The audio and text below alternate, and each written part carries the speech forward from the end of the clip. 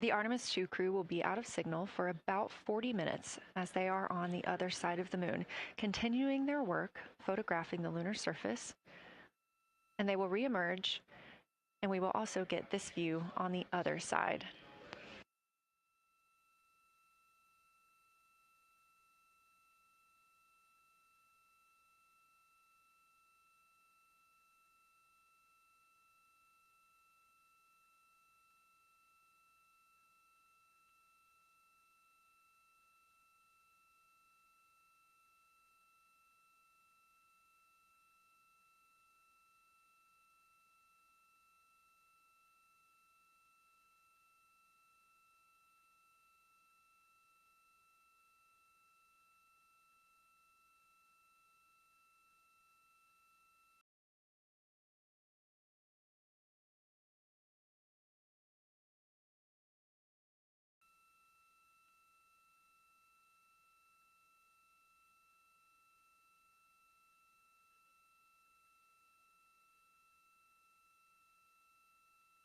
Just about a minute and a half now, 5 days and 6 minutes since their launch on April 1st. Again, we'll be out of communication for about 40 minutes. And this really beautiful view of a crescent moon and a crescent Earth. How great thou art.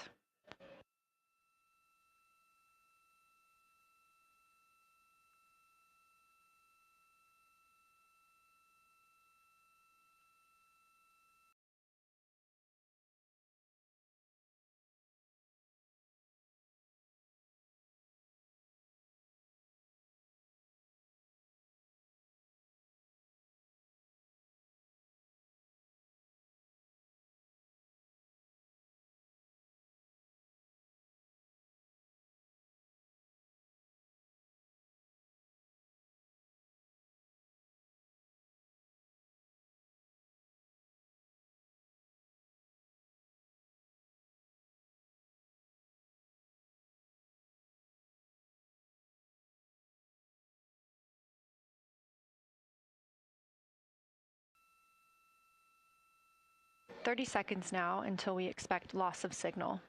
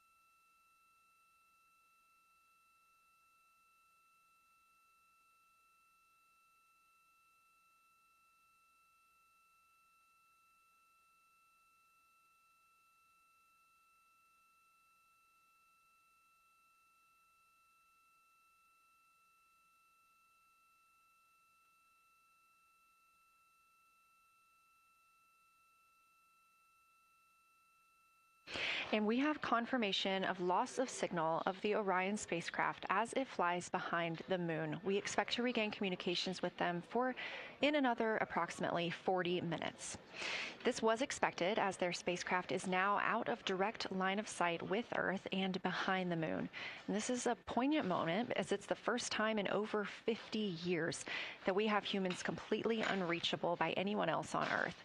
No matter how distant or secluded, we could reach anyone living on Earth, but while the crew flies behind the moon, it's simply impossible to make contact with them.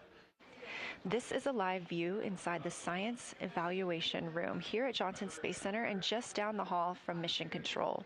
This team has been monitoring the flyby all day as the team has continued capturing targets on the lunar surface.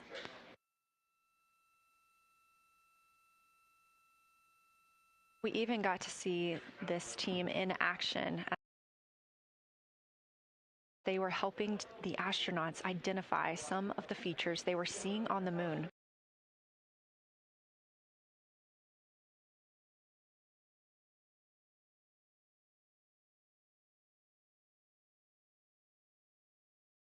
not expecting.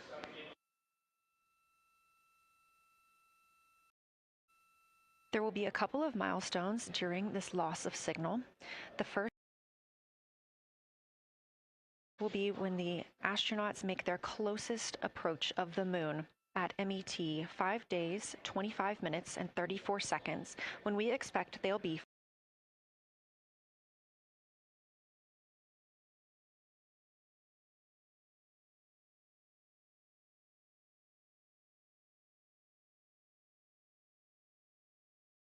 (4,067 statute miles above the lunar surface. Their maximum Earth altitude will be reached just 2 minutes later, at 5 days, 27 minutes, and 39 seconds, when their altitude should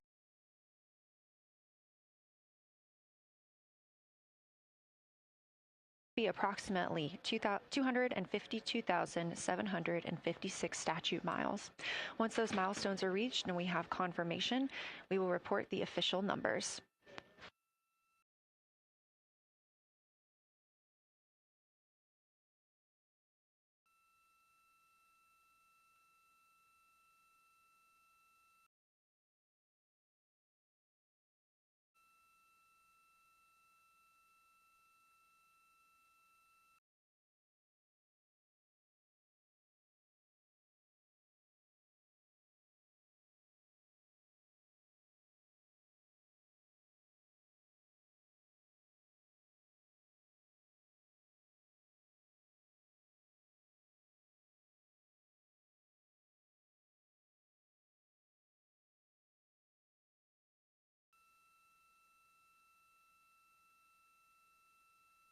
Throughout the Artemis II mission, astronaut voice, images, video, and vital mission data must traverse thousands of miles, carried on signals from NASA's powerful communications systems, the Near Space Network and the Deep Space Network. Let's learn a little bit more.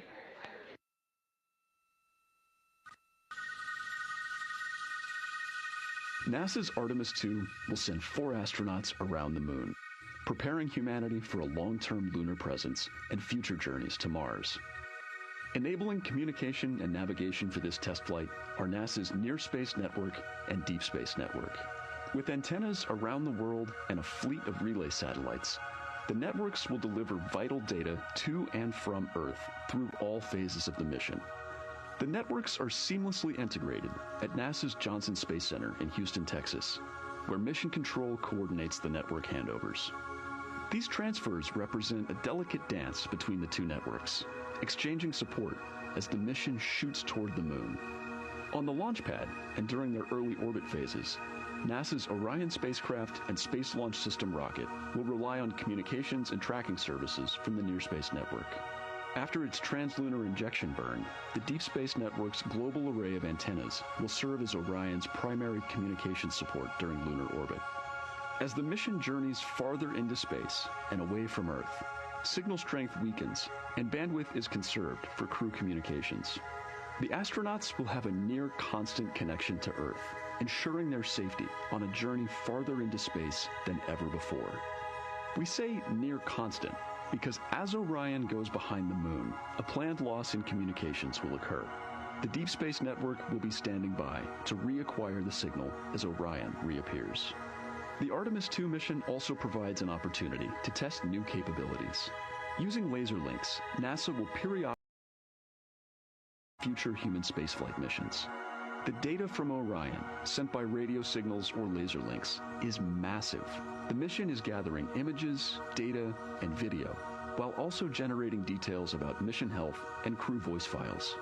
All of that data gets processed here on Earth, where systems compress it for efficiency. In the future, we'll upgrade these systems on Earth so that image and video clarity improve with each moon mission. With the Artemis II test flight, we're evaluating the communications infrastructure that will help carry us into the future as we explore the moon and journey forward to Mars.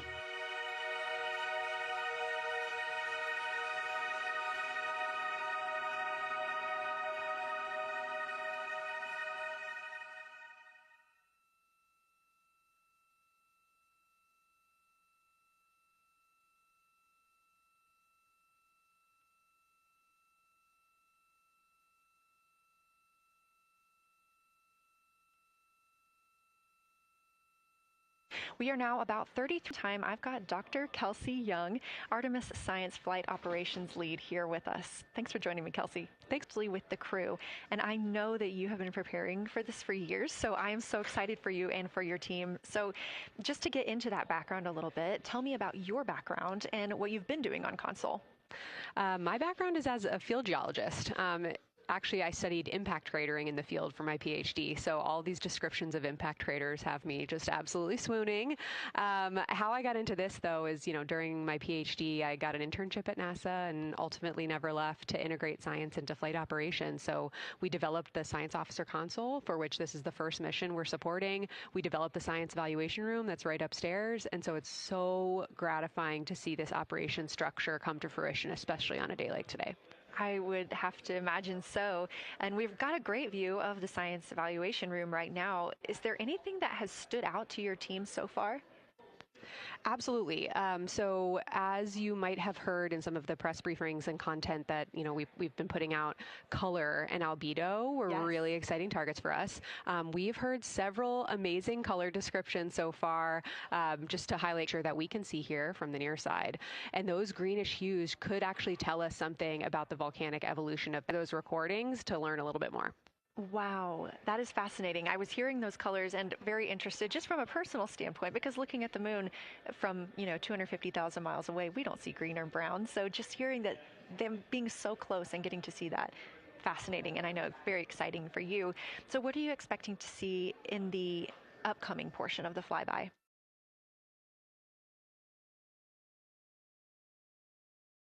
In their stretch breaks and everything, the crew are still hard at work. They still have targets to image and describe during this LOS. But when we come out, the first thing, of course, we're going to hear about is Earthrise. We're really looking forward to hearing about the crew's experience with something that we can connect with and that, Apollo 8 brought us such amazing images from.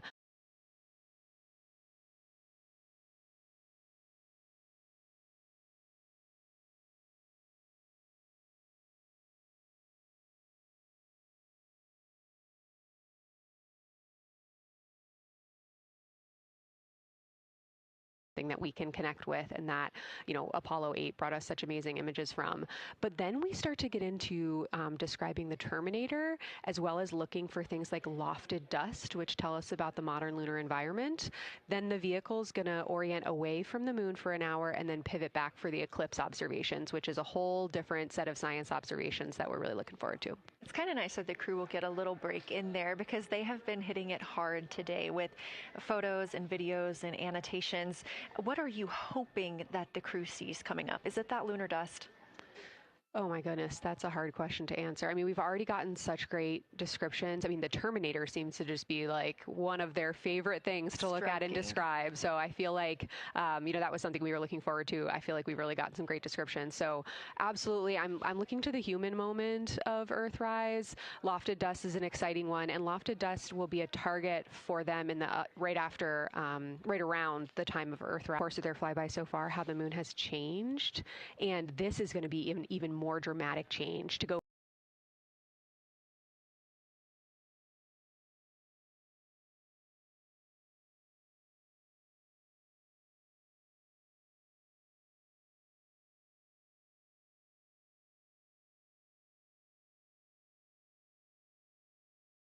piece of the flyby into the eclipse time frame, and I can tell you they're going to be experiencing a very different moon during that time, and I can't wait to hear what their observations are. Yeah, that's absolutely fascinating, and what a privilege that we get to do that on this mission, because that's not always the case. If we had launched on a different day other than April 1st or 2nd, we wouldn't have gotten to see that eclipse. Is that right?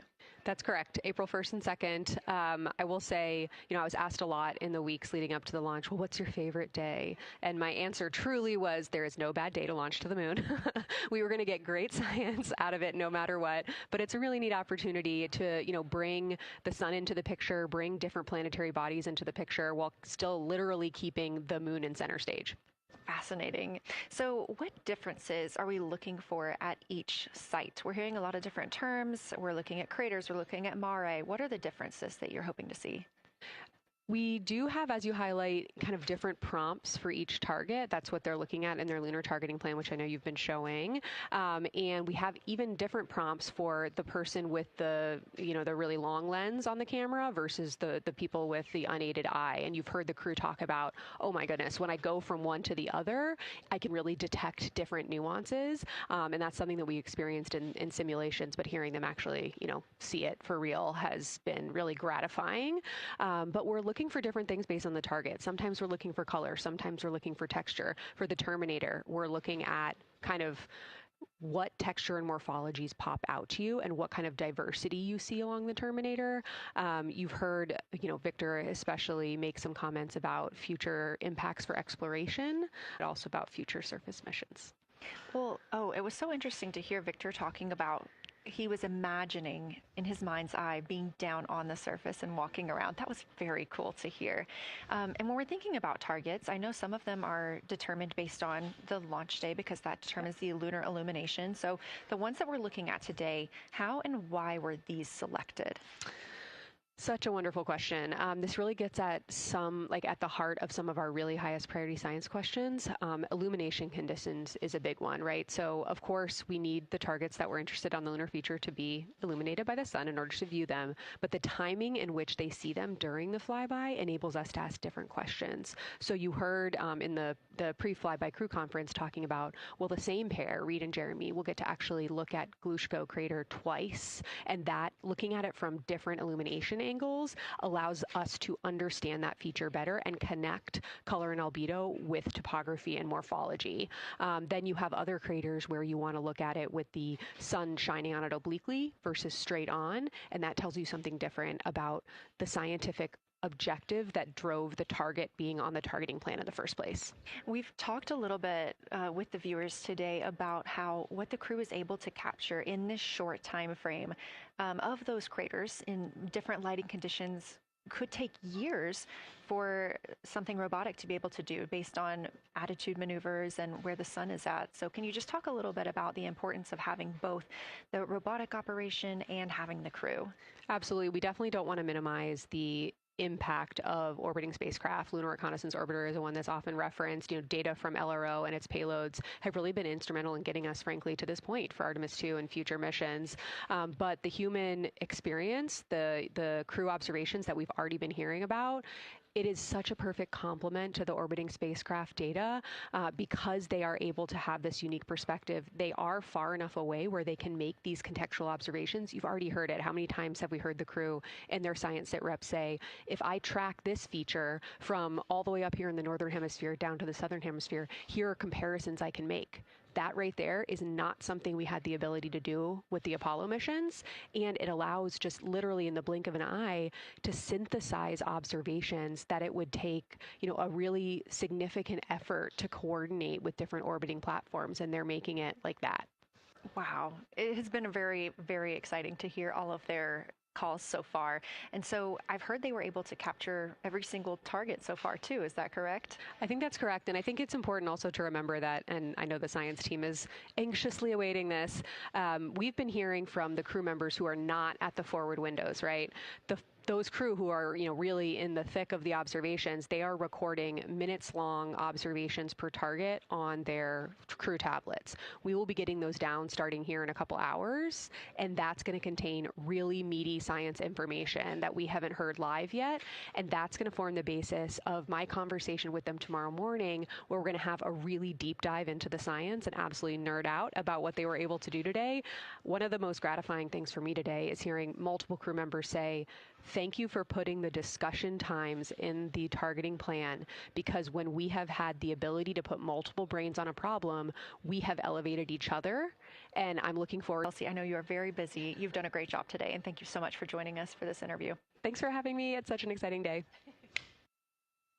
We are now expecting acquisition of signal in about 24 minutes. As a reminder, the Orion spacecraft has flown around the other side of the moon, where they are out of contact with our deep space network.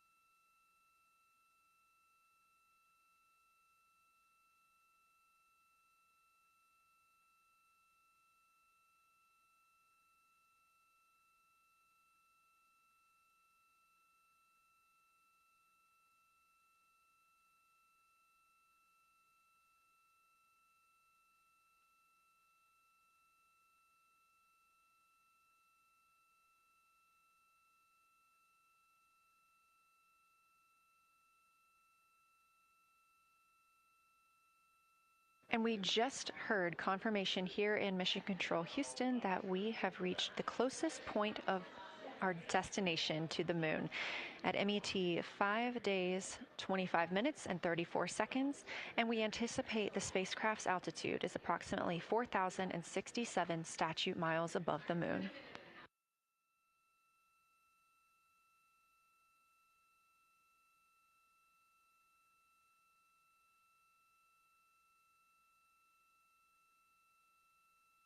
We're continuing to track what the crew is doing while around the other side of the moon. They are continuing to take pictures of the Earth. They were interesting. Something else that they'll be looking toward next, just momentarily, will be impact flashes. They've got a few minutes allotted to look at the darkest portions of the moon. They're interested in short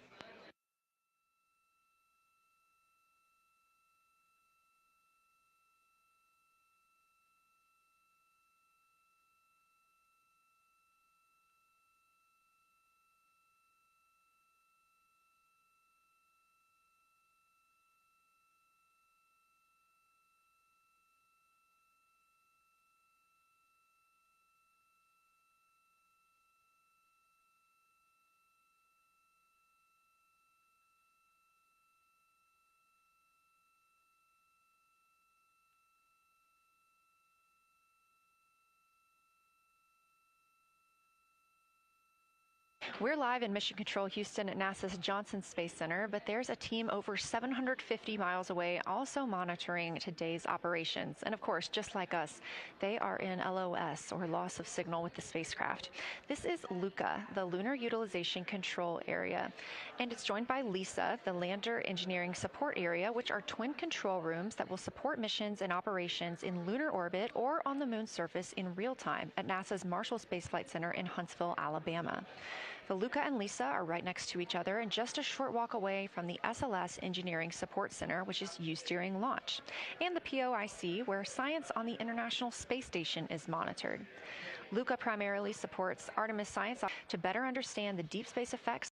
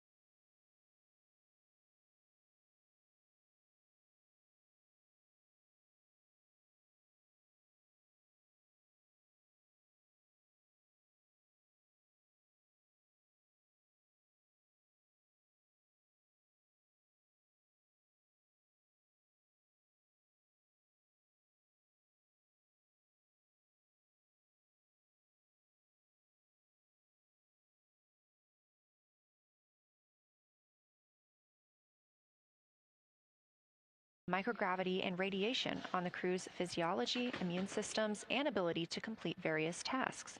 The data from these science operations will inform future crewed flights to the moon. For future crewed missions to the moon, members of the NASA Human Landing System Mission Insights Support Team, a group of engineers, safety leads, flight operations experts, and technical authorities will work in the LISA. There, they will monitor lander systems in real time and be involved in key decision-making processes throughout the mission. Teams are using the LISA during Artemis II to observe mission operations and using the opportunity to inform and prepare for future crewed landings to the moon's surface.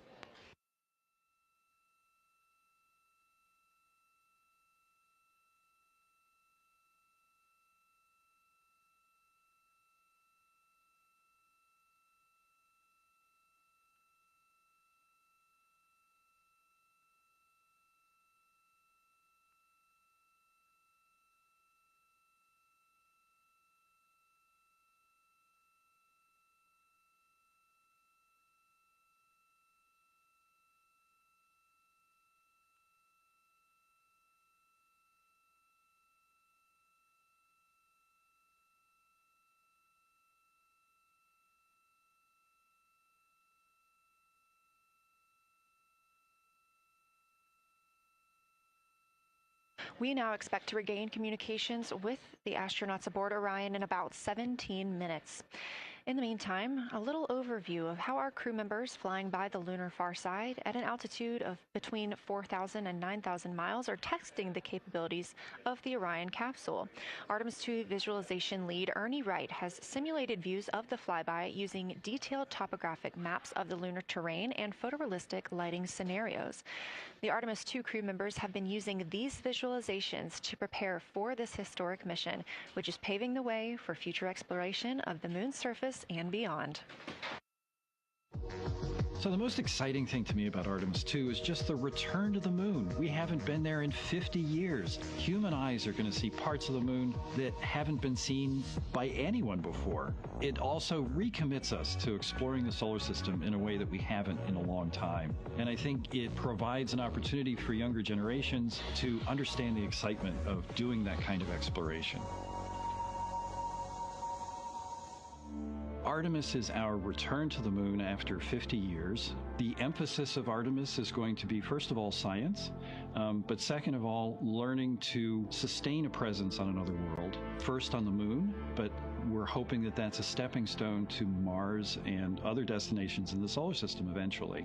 Artemis II will be a flyby mission. It's not going to land. We're testing all of the technology that we've created for flying to the moon since Apollo. A lot of systems have been modernized, and we need to make sure that all of those work. The astronauts will be looking out the window at parts of the moon that have never been seen by human eyes before. They will be flying by the moon at an altitude that's much higher than Apollo's orbits. And so they will see the entire disk of the moon, including areas that are closer to both the North and South Pole that astronauts from Apollo never saw. All of that depends on the lighting, which we really won't know until launch day, but we can practice with different lighting scenarios. It's hard for people to sort of picture that in their mind. If you can make a visualization of it, show them a movie, that helps everybody choose the targets and also practice aiming at those targets. The astronauts have actually been looking at these visualizations. The surface of the moon, obviously, but it shows what the Apollo astronauts could see in sunlight while they were in orbit. The brighter parts are the parts that they could see. The darker parts, like this entire area here and places that are farther north and south, are places that they couldn't see in sunlight, either because it was nighttime there or because it was beyond the horizon of the astronauts. All of the Apollo flights orbited the moon at a distance of about 110 kilometers. Because the astronauts were flying at such a low altitude, their horizon was actually quite close, and they couldn't see the North and South poles. And this whole area over here was not in sunlight at the time. And it includes this amazing impact feature here called Oriental. Oriental is a very large impact feature. It's about 650 kilometers wide. It's got multiple rings. These are rings that form like ripples in a pond from the impact, but of course it's on a huge scale. The middle of Oriental has that sort of dark basalt lava covering it, like the dark spots that we see on the near side. It's one of the biggest ones that's more on the far side than the near. So seeing it with human hold for the mission.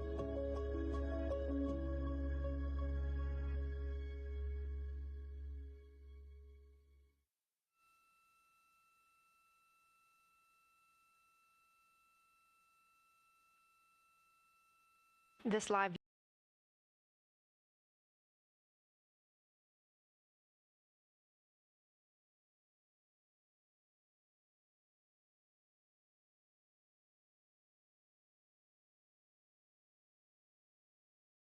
in the Science Evaluation Room, or the SIR, here at Johnson Space Center in Houston, Texas, just down the hall from where we're at in the Artemis Mission Control Room.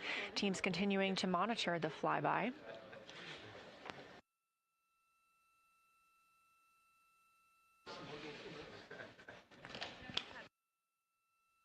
The crew continues their observations of the moon, even though they are out of touch with Earth. We expect to hear from them in 12 minutes and 26 seconds. Again, this is approximately 40 minutes loss of signal while they are out of reach of the Deep Space Network. Right now, they are imaging or attempting to image lofted lunar dust. Throughout our coverage, we've talked a lot about the science and engineering behind today's lunar flyby, but we also spoke to the crew about what the moon means to them and how they see its place in human history.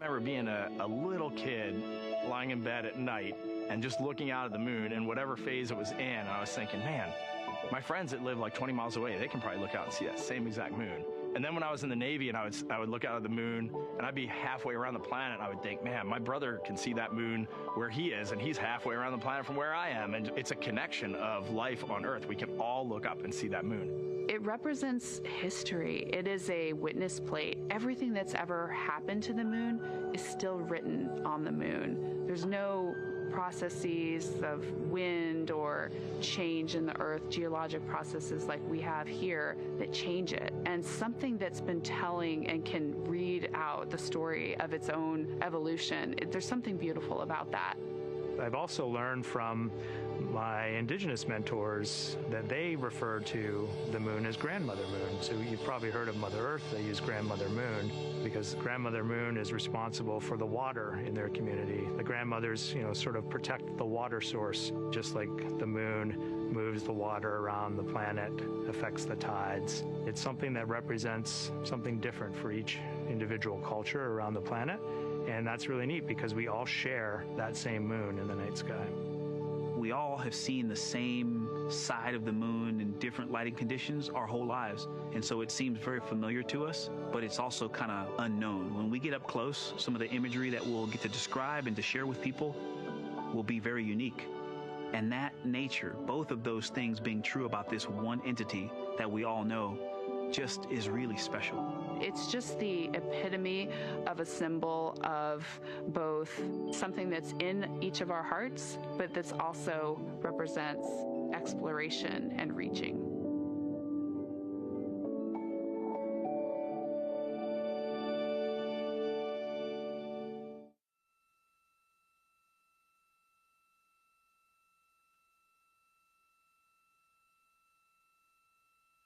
You're looking at a live view inside Artemis Mission Control here at Johnson Space Center in Houston, Texas. We are currently out of contact with the Artemis II crew. This was a planned, or not really a planned, but a tracked loss of signal that occurs when the crew flies behind the moon. We use the Deep Space Network to communicate with the crew, and when they are behind the moon, they are out of reach of that Deep Space Network. And when you consider our nonstop communications during the time in which we live, this is even more striking. For the Artemis II crew, they're only currently communicating with each other. Now, we expect to regain those communications in under 9 minutes from now, and we also are hopeful for a view of Earthrise. Despite being out of communication, the crew is continuously capturing imagery of their predetermined lunar targets.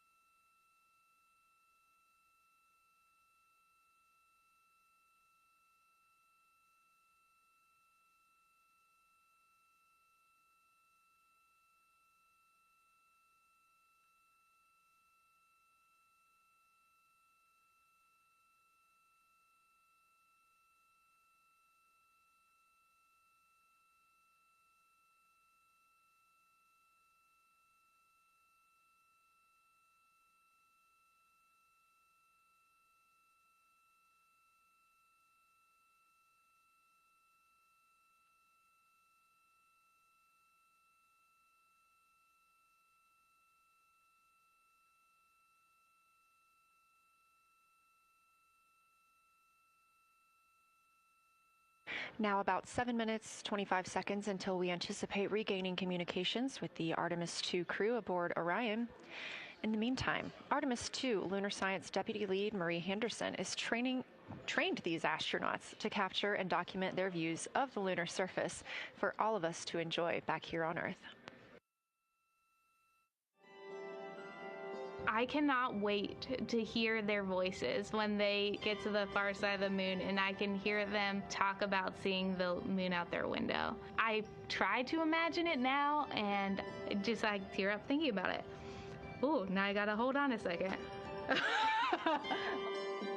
We have human eyeballs connected to wonderfully smart brains our astronaut friends have. They are going to be able to observe the moon in multiple different ways. They can use their eyes, they'll look through their camera and snap pictures, and just looking out the window getting that human experience. But during Apollo, the astronauts were so much closer to the lunar surface. Our astronauts are going to be doing a flyby at a higher altitude, so they're going to be able to see the whole moon as a lunar disk on the lunar far side. That's a brand new, unique perspective that humans haven't been able to look at before. We are doing a lot of lunar geography training with them. They have study sessions and quizzes they can do that are assigned to them. You know, even if you're an astronaut, you still get homework. We actually get in the mock-up. In that enclosed physical space, we have to think through the hardware that they have, the cameras, the computers, their microphones to make these observations. There's 4 windows up front. Through one of those windows, one of our astronauts will be using a Nikon D5 camera with an 80 to 400 millimeter lens. So something that allows them to zoom in really far and actually take more detailed observations of the surface. It's almost like looking through a pair of binoculars as well. It's just like being a geologist out in the field. They're telling us what they're seeing, looking for colors, textures, different morphologies, and comparing the region that we're having them look at to the regions that are around them.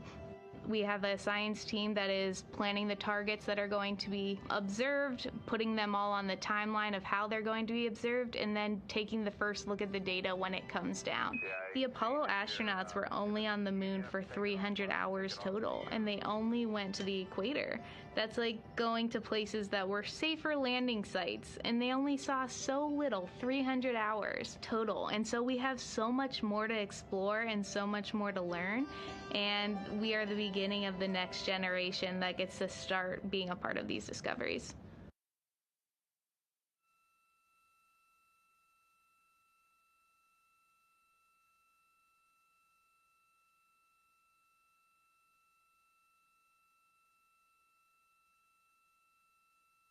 We are now 4 minutes and 28 seconds until we expect to regain communications with the astronauts flying aboard Orion on the Artemis II mission. They are now flying behind the moon. While behind the moon at an MET, or mission elapsed time, of 5 days, 25 minutes, and 34 seconds, we expect this was the point in which they made their closest approach, 4,067 statute miles above the lunar surface.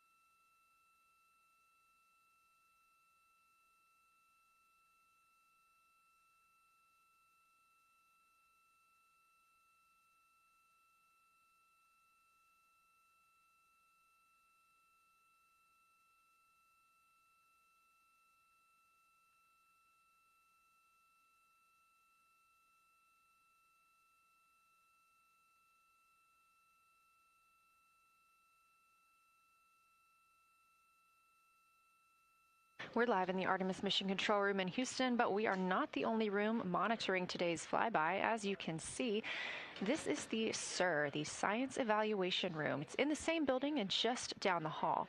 It's a multidisciplinary science team supporting the Artemis II crew in real time, including experts in lunar geology, impact cratering, volcanism, polar science, imaging, and visualization.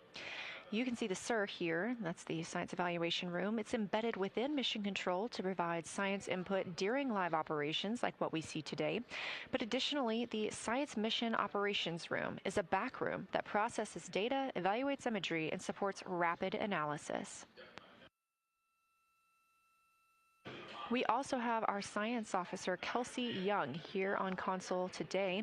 She's serving as the primary interface between the science team and the flight controllers, ensuring science priorities are represented during mission execution.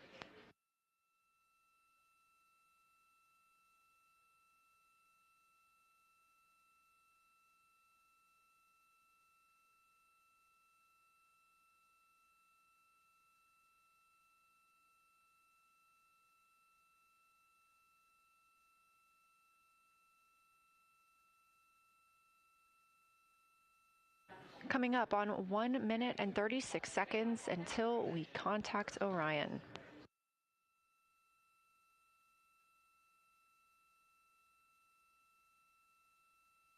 Meanwhile, aboard the spacecraft, the crew has continued executing their lunar flyby tasks. As we discussed earlier today, these activities have been precisely timelined, and this is the fourth of 5 blocks of time during which the crew will be observing the moon from Orion's windows.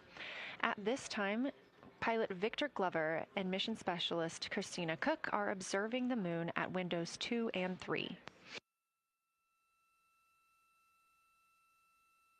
One crew member is in window 2 with a blue shroud over the window, taking photos and using an 80 to 400 millimeter zoom lens, while the other astronaut is in window 3 using their portable computing device, also known as a PCD, to make annotations. And both of those crew members are making audio recordings of what they are seeing. They are wearing headsets connected to their PCDs, and those audio recordings are being sent to the science team tonight. We are not hearing those live. However, we have been hearing quite a lot of great descriptions from the crew who have been serving as the support. Right now, the support team members are Reed Wiseman and Jeremy Hansen. Those team members are providing science sit reps, situation reports, calling down a few times each hour to discuss what they're observing. And even though we're out of contact with them right now, they are still conducting those science sit reps as they'll be available once they come back around the moon. The situation reports include how the crew is positioned, any missed targets, or anything unexpected they saw. They're also including lunar target descriptions, any hardware issues, and their emotions and reactions.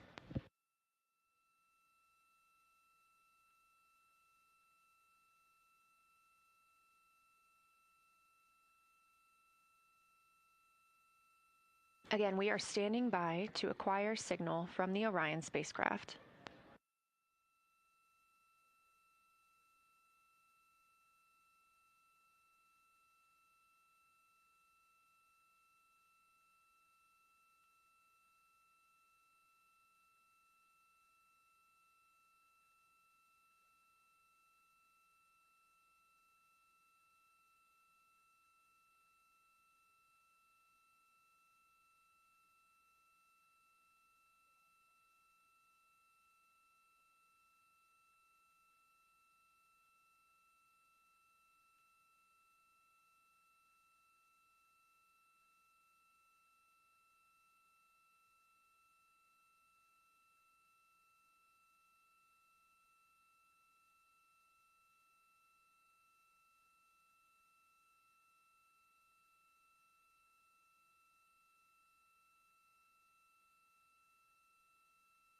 We're in the Artemis Mission Control Room at Johnson Space Center, getting our preliminary contact with Orion, that acquisition of signal coming after a 40-minute loss of signal, during which the crew was flying behind the moon, out of contact with anyone on Earth.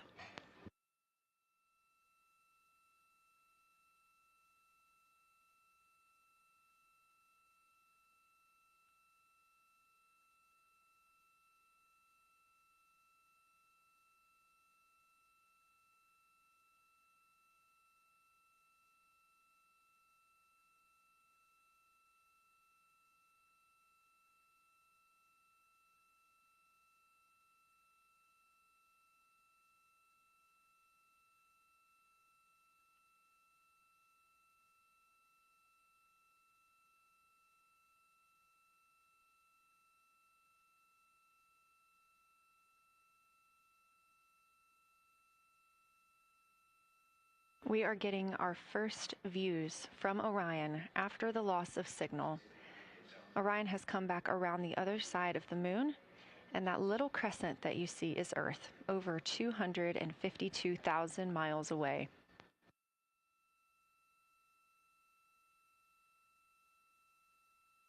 With this transit complete, lunar flyby continues, but Orion has also technically begun its journey home.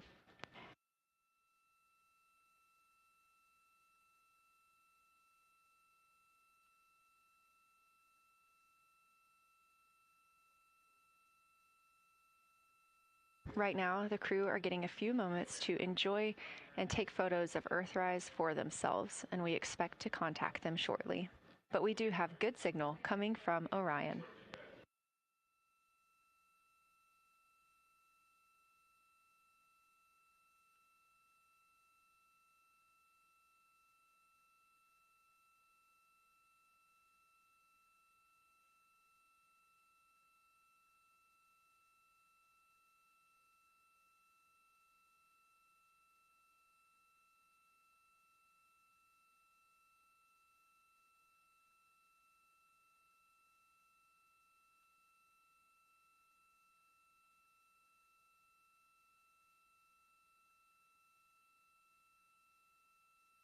This view from inside the Orion spacecraft, all 4 astronauts now back on the other side of the moon and in contact with us on Earth. Their tasks for lunar flyby did not stop as they went behind the moon and out of contact with us. We anticipate during that time they were attempting to image some impact flashes, short-lived flashes on the lunar surface, which would be caused by impact bombardment and potentially even lofted lunar dust. Right now, of course, they are getting pictures of Earthrise. After this target, they will get a short observation break. It's about an hour long, actually. Houston, integrity, comm check. Integrity, we have you loud and clear. How many?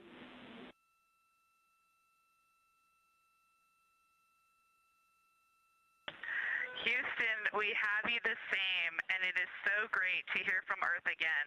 To Asia, Africa, and Oceania, we are looking back at you. We hear you can look up and see the moon right now. We see you too. When we burned this burn towards the moon, I said that we do not leave Earth, but we choose it. And that is true. We will explore, we will build ships, we will visit again. We will construct science outposts, we will drive rovers, we will do radio astronomy, we will found companies, we will bolster industry, we will inspire. But ultimately, we will always choose Earth, we will always choose each other. Integrity from Earth, our single system, fragile and interconnected, we copy. Those of us that can are looking back.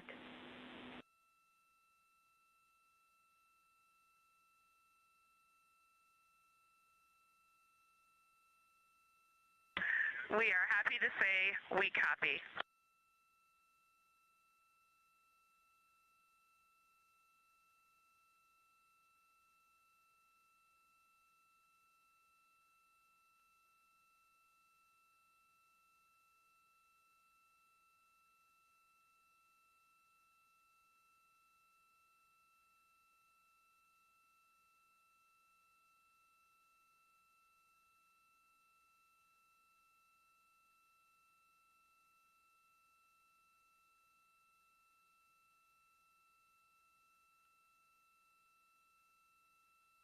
Those first communications back with the astronauts aboard Orion. Christina Cook calling back to what she said just before translunar injection burn, that with this burn, we do not leave Earth, we choose it.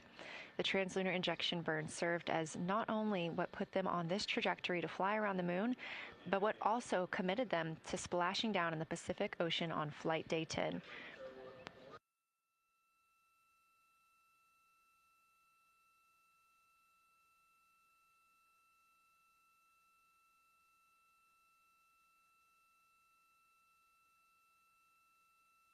At this time, the crew is entering an observation break.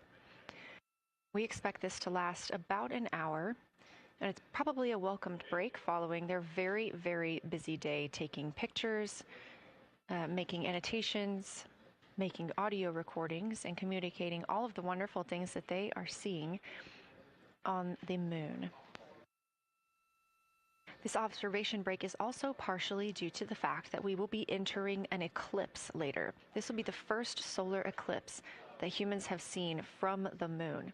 The astronauts will need to wear eclipse glasses for the first 2 minutes until the sun is completely covered by the moon, and then they have additional targets that the science team is hoping that they will photograph. We will have communications with them during that eclipse time frame.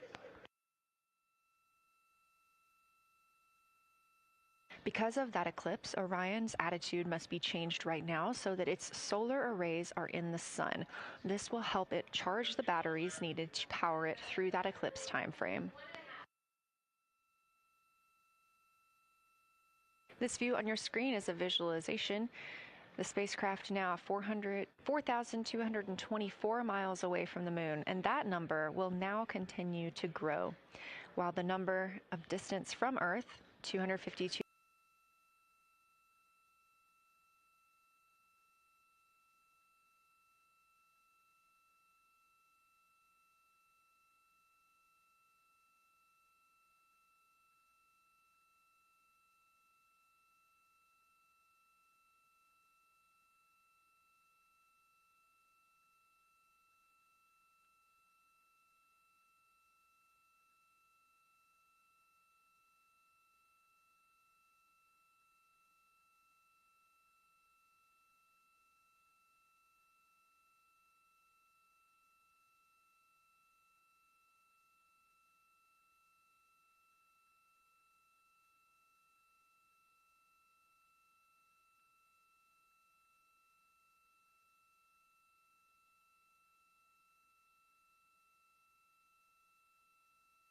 Again, we are MET, mission elapsed time, 5 days and 58 minutes since the launch of Artemis II.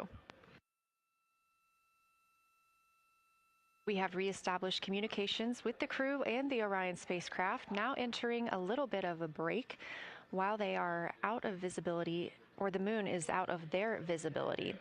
The spacecraft will be reoriented to view the moon ahead of an upcoming eclipse. This current attitude maneuver helps charge the solar arrays and batteries aboard Orion that will power them through the eclipse.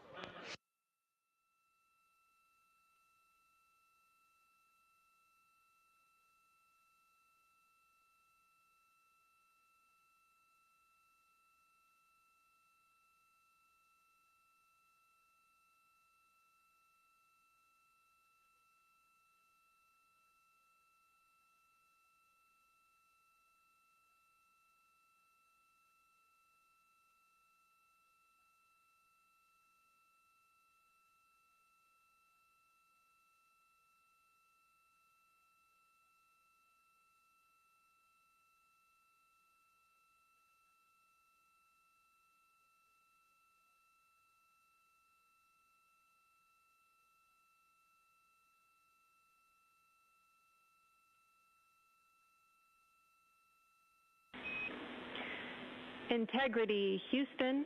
In mission control, all of your flight controllers and your flight. That's great. Great to see the light of day as we head back to.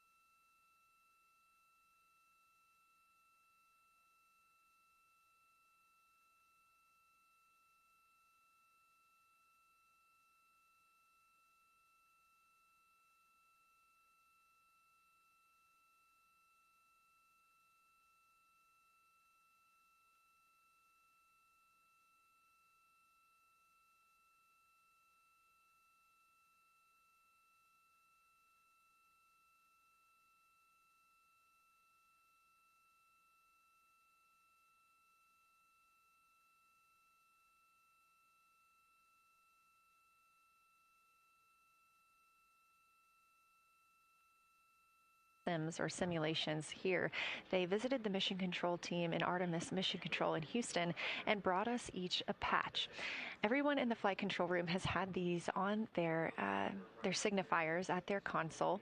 On one side of the patch that you've probably seen is the moon with the Earth behind it.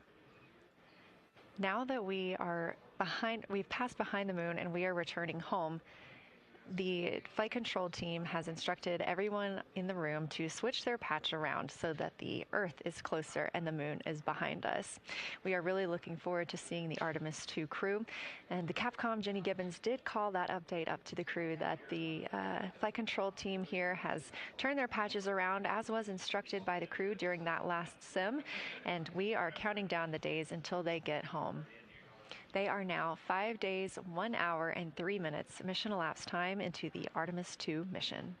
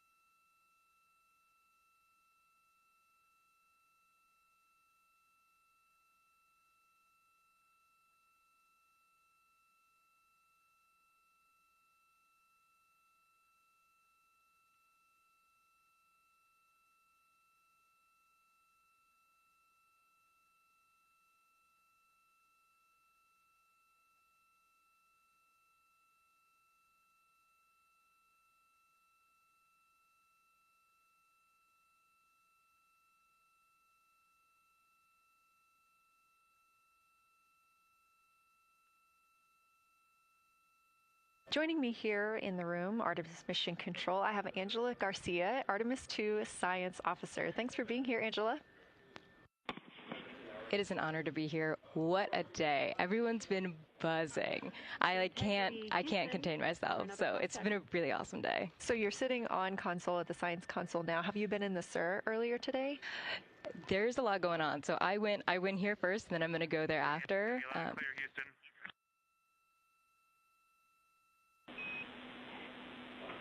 All right, Integrity, we hear you. That was a little clipped, but I think we have a better link now. We experienced some blockage from a solar array. We moved it, and we are in bias tail to sun.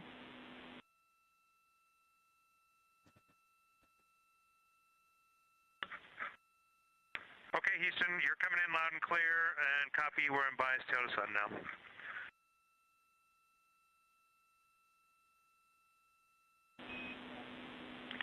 Affirm and Integrity, just so you know, we did not hear your response once we flipped our patches. Jeremy, we heard you call down, but you were clipped, and then we briefly lost comm. Glad we're back.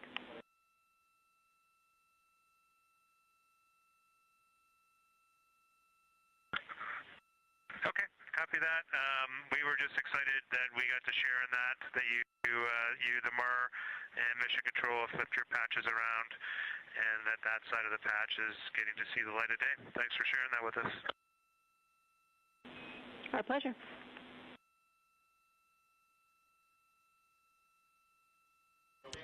Okay, Angela, so can you tell me a little bit about your role supporting Artemis II and the science preparation for the mission? Yes, so I'm one of the 3 science officers.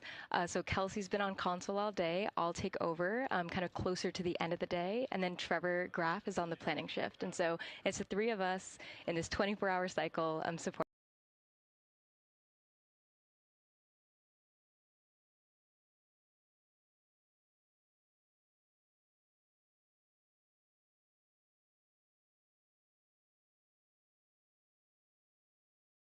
the mission. And so the Science Officer Console is a brand new console to Mission Control. And it's not every day. And it's not every day that you get a new discipline incorporated into Mission Control. So it's been such a significant milestone for us. And it's just a testament to like the commitment that the Flight Operations Directorate and NASA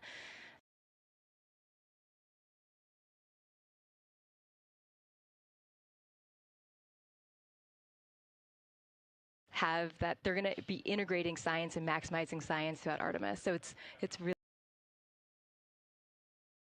exciting. And then the science preparation. So I'm on the operations team, but I'm also on the training team. So all the incredible training and shout outs that you've gotten today, it warms my heart. It warms everybody's heart. In the science evaluation worm, I promise you that. But so all the classroom training, the field training, the mission simulations, right? We were part of all of it, and that is what we did to get the crew to be. They are a part of the science team, and they are the forefront, that nice edge, and they're just been doing such a great job today. I know. I imagine that you have to be pretty proud of them. Their reports have been fantastic. So I would like to know a little bit about how you have developed procedures for this crew. What kind of science activities are they carrying out inside the spacecraft? Yeah, so the procedure development has been a unique challenge. I would say the exploration science that we're doing is inherently pretty flexible, and operations is, I'd say, inherently has more structure and rigidity. And so to marry the two and to operationalize the science that we want to get done has been a challenge. But I think we've been able to go through these processes and create good products at the end and have a good plan. And yeah, it's been really great. What was the second part of your question? Just what kind of these science activities that they're performing, which of those have you really had a hand in? Yeah, so a lot of the procedures help organize what the crew is doing in the cabin. And I know we've talked a lot about what they've been doing, and they've been doing a lot, and it's been a little dark, so I can re-explain what some of those things that they're doing. So the observation blocks are about an hour long, and the crew is organized, the 4 crew members are organized into 2 pairs of 2, the window team and the cabin team. And the lunar targeting package that you've been showing up and that the crew have on their handheld tablets is really the instructions for the window team. So the window team, the 2 crew members are looking out the window. One has the camera with the long lens. One has, they're just looking out the window with their unaided eye, and they're taking these detailed observations. And then halfway in that observation block, they do the window team position swap. So that's what Capcom's been calling out, and they'll switch positions. So each crew member has a chance to have that long lens. And then that's just what the window team is doing. There's also the cabin team, where they also have duties that they're doing. We're asking a lot of the crew in this time. And then the cabin team, they have the interior camera, and they're taking images inside the cabin. They're also supporting the window team, where, you've heard some call outs where looking out at the bright moon and then looking inside the dark cabin and looking at their LED screen is a lot. So the cabin team is also helping support, target, and guide the window team into specific targets on their plan. They're also helping call out these science situational reps. So they're looking out a different window and listening in to what the crew who are really down and in the science on the window team are doing, and they're giving us insight. And those recordings that the window team is doing are going to be uplinked or downlinked overnight, and we're going to be able to chew on that data. But yeah, they're helping. They're doing a lot. And so making sure we have a plan that's flexible, but also make sure that we check off all those boxes was really important.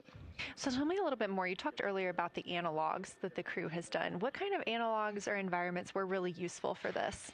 Yeah, so for procedure development, right, you have so many different environments that you can do. You have classroom, like we said, you have the Orion mock-up, you have simulations, and at least for developing the plan, we kind of did it in a tiered approach, because each of those different analog environments helps us answer a slightly different question and has a little bit of a higher fidelity. remotely. So we would start with the classroom. So we would we would just get into a classroom, we would put all the hardware on the table, and then we'd almost role play of like, you be Victor, you be Reed, you be Jeremy, and I'll be Christina, and like, let's just do the plan how we think we should do it. Write that down, and then just keep iterating on that, and then Integrity Houston for a tag up pre-forward link LOS in place of the Flight Director Conference.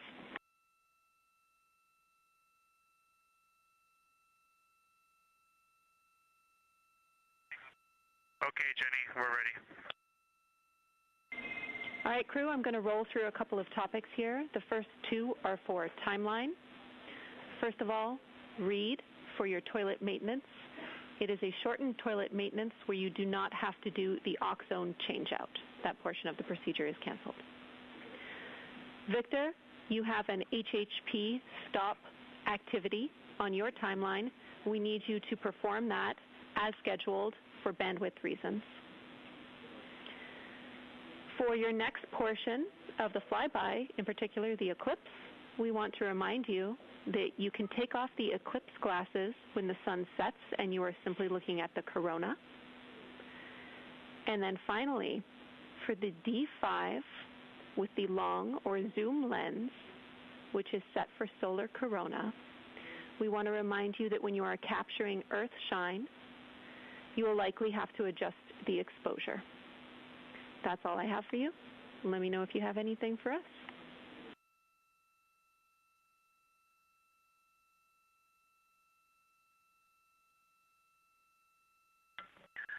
Okay, Houston, we copy all. Thanks for those words, Sydney.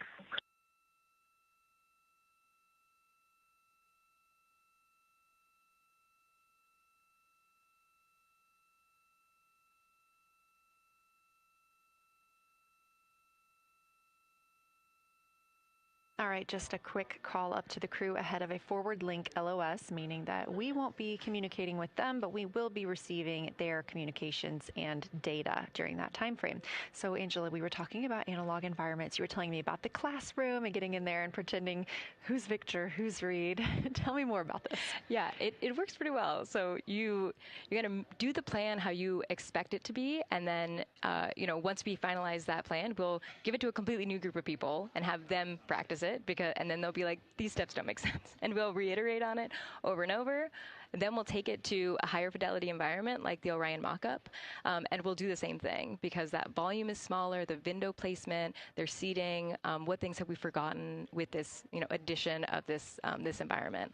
And then once we reiterate on that, we'll take it then, we'll give it to the crew and have them execute off of it during mission simulations. That's the highest fidelity that we can do before we send it to space. So this is the first time we've had to do this because we're a brand new console, and it just sparks so many neurons of like, how are we going to do this for surface missions and integrate this in so many different ways. So excited to have kicked off this process, but there's so much more to come. Fascinating. And I think it was really well thought out too, because each crew member gets an opportunity to do each task. And so you're getting different perspectives and different insights from each crew member, maybe even about the same target, but something that one person sees could be completely different than something another person notices.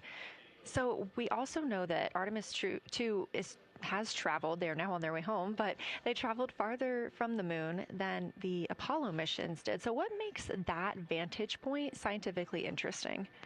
Yeah, observations are so fundamental in the scientific toolkit, particularly observations from different perspectives, different scales, and with different techniques. And so for this, so we really tried to make the plan to optimize those. There's pros and cons for all those things for this mission. So we really just focused the plan to have all those pros. So in terms of scale, this zoomed out scale, you can learn different things.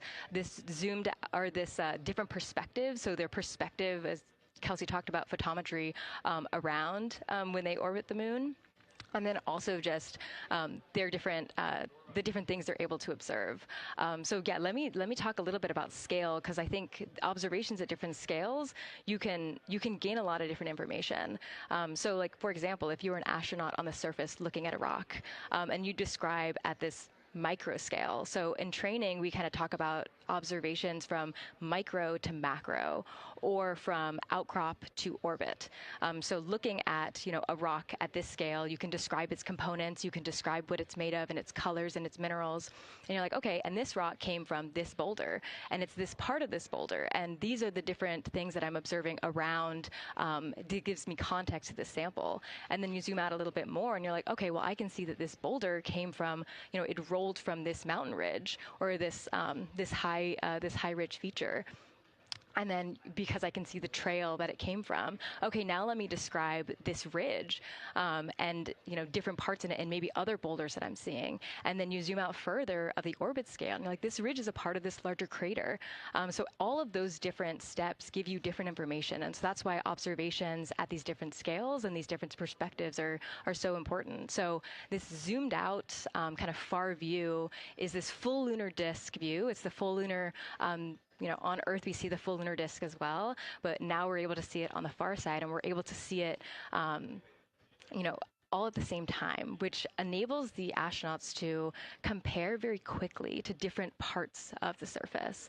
And the color particularly is very compelling because you can just be able to very quickly compare from 3 different regions. Is it in the same family? Is this actually a little bit different? Compare that to what they see in their orbital data that they have access to on their portable computers, and really just be able to tease out that nuance and information. Yeah, we heard them make a lot of those connections today, and especially the color. We talked with Kelsey about this a little bit, just how exciting it was to hear the browns and greens and things like that. I cannot wait to see those pictures. Yeah. So one last question. We are coming up on the last lunar flyby observation block, and this is when we are going into a solar eclipse. So can you tell me what you're interested in the crew learning during that time frame? Yeah, so the data set. So yes, there's so many things. How to pick one. So I'd say the thing that I'm most interested in seeing is some of their annotations that they're taking. So in this opportunity, it's a very dynamic type of experience in that we don't normally see this activity. And so being able to have crew observe the solar corona and then also annotate it in their on their portable computing device is just such a unique thing that humans can give to missions, and also particularly being able to annotate what they're observing while they're talking about it is also unique to being able to have astronauts in orbit as well, because we won't be able to have annotations on the lunar surface because the astronauts will be in suits. They're going to be collecting samples, they're going to be deploying instruments, and so personally, I'm really excited to see